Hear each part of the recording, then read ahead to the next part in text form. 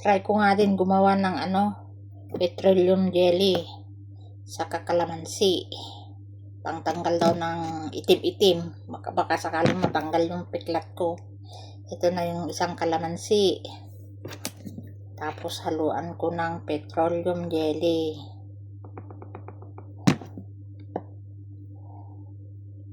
Depende sa dami kung gusto nyo ng marami, pwede rin. Gusto nyo ng kukunti lang pang isang lagayan, pwede rin. Tapos paghaluin natin.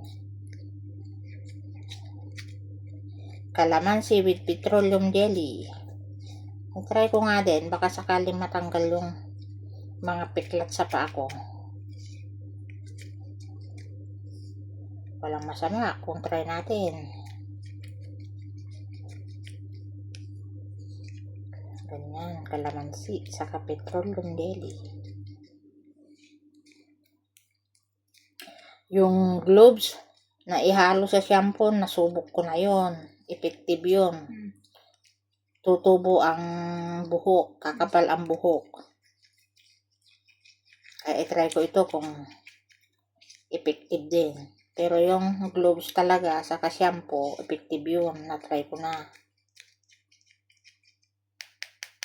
Tapos, i-apply natin sa peklat. Sa gabi, pwedeng magdamag.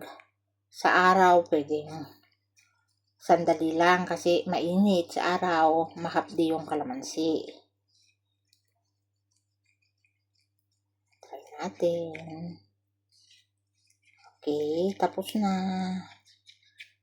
Tingnan natin kung anong resulta sa isang buwan na paggamit nito. Kung puputi nga talaga yung peklat ko o hindi.